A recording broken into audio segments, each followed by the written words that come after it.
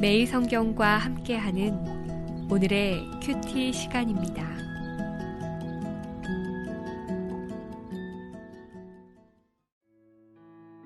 (11월 26일) 오늘의 말씀은 사사기 11장 29절에서 40절입니다.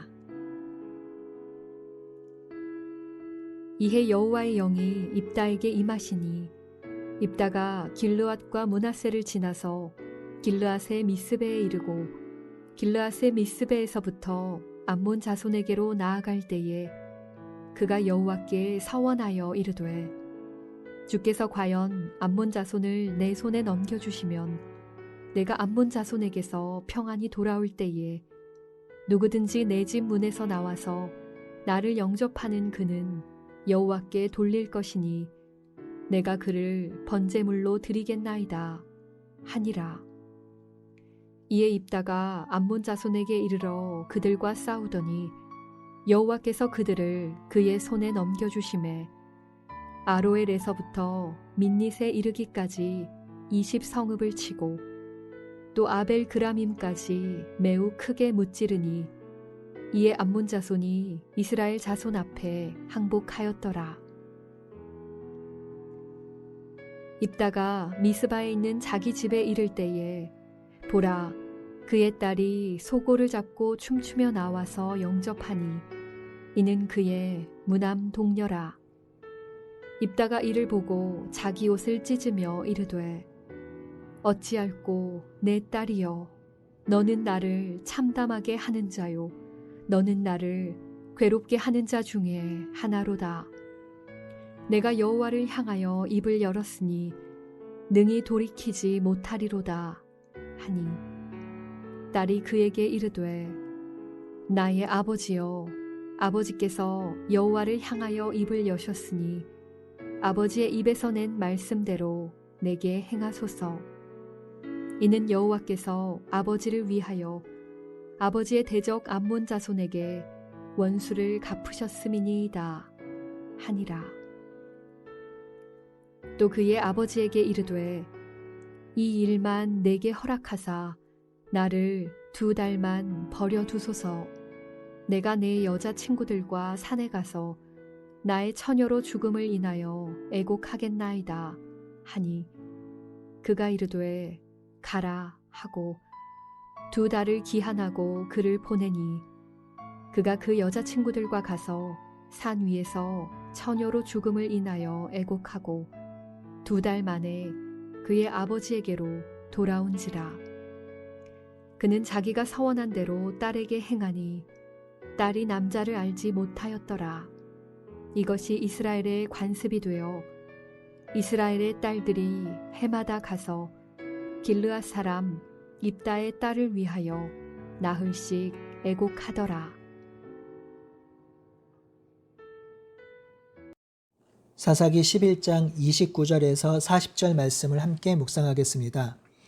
입다는 암몬 왕에게 사신을 보내어 암몬 왕이 반환을 요구하는 땅이 이스라엘 백성의 땅임을 주장하였습니다. 하지만 암몬 왕은 이 주장을 받아들이지 않고 이스라엘과의 전쟁을 선택합니다. 이 전쟁을 시작할 때에 입다에게 하나님의 영이 임했습니다. 하나님의 영이 임했다는 것은 지금 여호와 하나님께서 입다와 길르앗 백성들과 함께 하신다는 증거입니다. 여기서 하나님의 무한한 자비와 긍휼을 엿볼 수 있습니다. 이스라엘은 시종일관 여호와 하나님을 배역하고 우상을 섬겼습니다. 입다를 사사로 세우는 과정에서도 그들은 자기 소견에 좋을 대로 행했습니다. 하나님께 묻지 않고 지도자를 찾았고 하나님께 묻지 않고 입다를 세웠습니다. 그들이 입다를 세운 것은 입다가 큰 용사이며 탁월한 지도력을 갖고 있다고 여겼기 때문이죠. 하지만 입다는 하나님이 세운 사사는 아니었지요. 그럼에도 불구하고 하나님의 영이 입다에게 임한 것은 하나님께서 여전히 그들을 사랑하고 계시고 그 백성을 붙들고 계시며 그 백성을 위로하고 있다라는 증거입니다. 여호와의 영이 임한 입다는 전쟁을 준비합니다.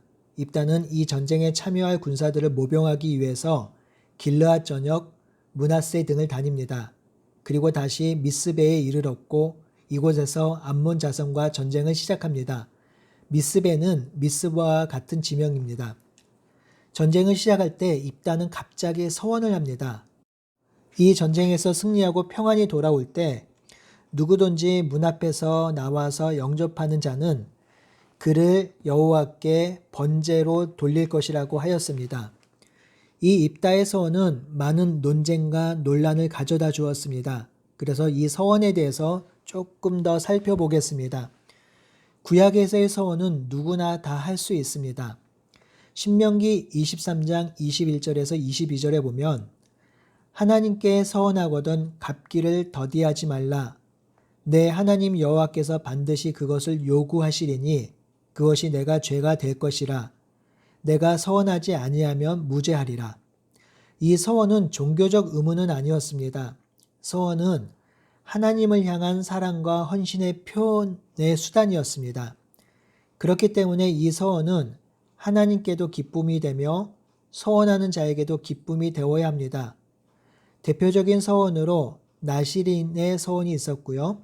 한나의 서원도 있습니다. 하지만 중요한 것은 서원은 율법적인 의무사항이 아니며 서원을 하지 않아도 아무 문제가 없다는 사실입니다.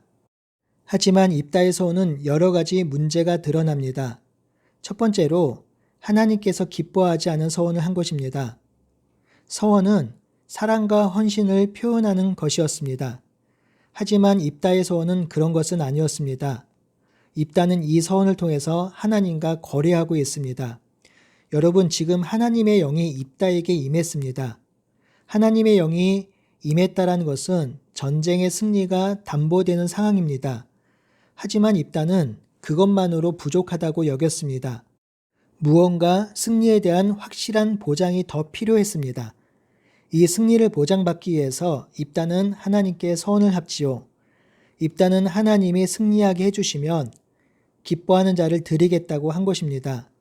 이 서원이 하나님의 마음을 움직일 거라 생각한 것이지요. 입다의 서원은 하나님의 영이 임한 것을 온전히 신뢰하지 못하는 불신이 들어 있었습니다. 또한 반드시 하나님께서 승리를 해 주셔야 한다는 하나님을 통제하려는 모습도 드러납니다.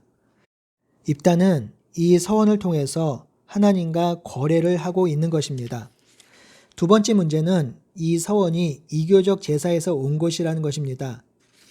인신제사는 출애굽 당시 모압에서 행해진 제사입니다. 당시 이스라엘은 모압신을 비롯해서 이방신을 섬겼습니다. 종교적 영역에서 이미 혼합 종교의 색채가 드러나고 있습니다. 이스라엘 백성에게 있어서 인신제사의 모습도 드러납니다. 하지만 하나님은 사람을 제물로 바치는 것을 가증히 여기십니다. 신명기 12장 30절에서 31절에 분명히 말씀하고 있지요. 하나님이 가증히 여기시는 것을 지금 입다는 전쟁에서 승리하고 돌아오면 행하겠다고 하는 것입니다. 입다의 서원의 세 번째 문제는 한 백성을 귀중히 여기지 않는다는 것입니다. 제가 입다의 서원을 보면서 가장 당혹스러운 장면 중에 하나는 입다의 딸이 속옷치며 영접하며 나왔을 때의 입다의 반응입니다. 35절에 보면 입다가 자기 옷을 찢으며 어찌할꼬 내 딸이여 너는 나를 참담하게 하는 자요 너는 나를 괴롭게 하는 자 중에 하나로다 라고 하고 통곡합니다. 여러분, 입다가 승리하고 돌아올 때 누군가는 먼저 영접을 했을 텐데 누구인지 모르지만 자신을 영접한 자를 번제물로 드리는 것은 괜찮고 자기 딸이 번제물로 드려지는 것은 통곡한다는 얘기입니다. 입다의 딸이 아니라 다른 누군가가 먼저 영접해서 번제물을 드린다면 그도 그의 부모가 존귀히 여기는 사람일 텐데요.